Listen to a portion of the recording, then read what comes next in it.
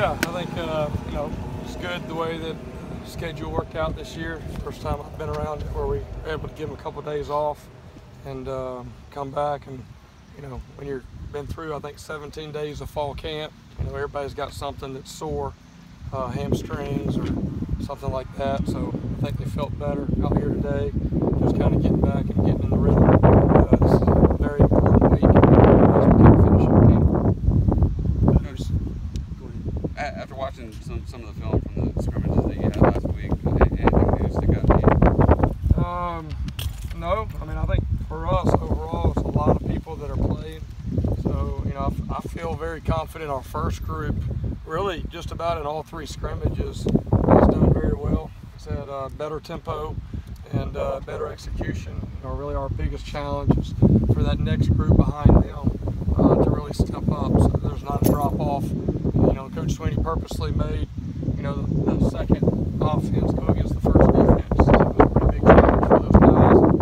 They made some plays, but also got exposed a few times. And so I think that's probably the biggest thing is just coaching up the second group, being able to go in and not have the standard of our offense change. Your wide receiver particulars really starting to build a lot of depth there. How you plan on getting those guys snaps this year? Yeah, I think we've had that issue for a couple of years, and it's a good problem to have. It's really good, and it can't be a problem. I think overall, the best thing that helps us is really the culture that Coach Sweeney's created within the program, that it's not about any one person. There is absolutely zero entitlement in our program, from coaches down to players, quarterbacks, all the way through. And Coach Sweeney does a great job of really stamping that out from the very beginning, actually before they ever get here. The presentations he shows them in the recruiting process, he makes them know very quickly that you're going to have to earn everything that you get. So there's already that mentality. And then the other side of that is Coach also has a culture where we're going to play a lot of guys. And if you deserve to play, you're going to get an opportunity to play. Doesn't mean you're going to play the same amount as that first guy, but you're going to get an opportunity to play.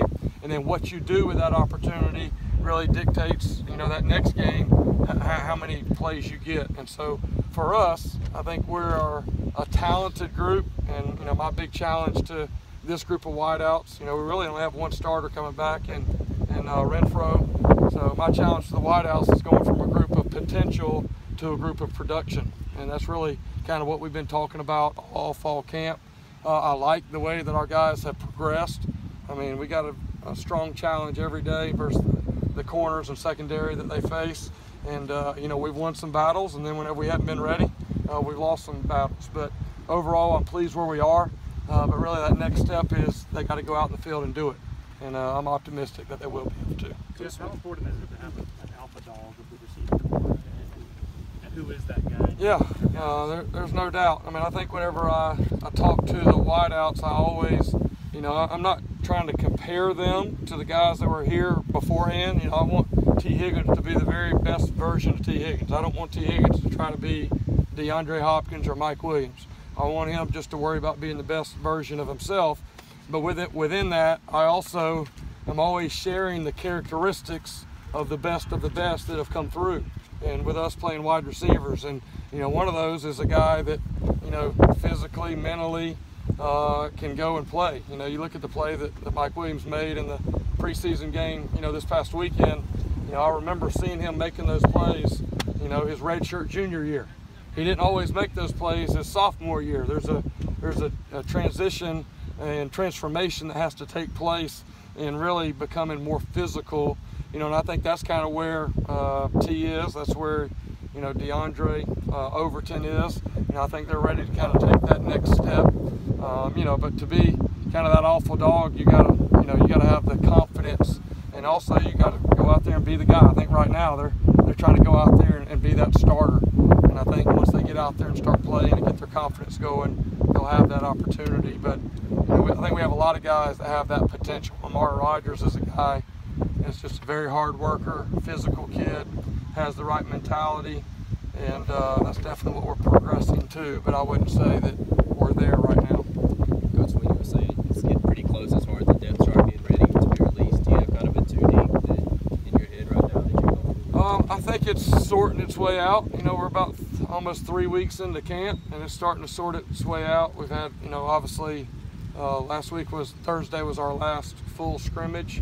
You know, good opportunity. We'll meet Wednesday as a staff. As school starts, we won't have practice. We'll meet and talk more about personnel. But you know, it's starting to work itself out. But really, all it's going to be whenever we get that depth chart, that's not the depth chart for the season.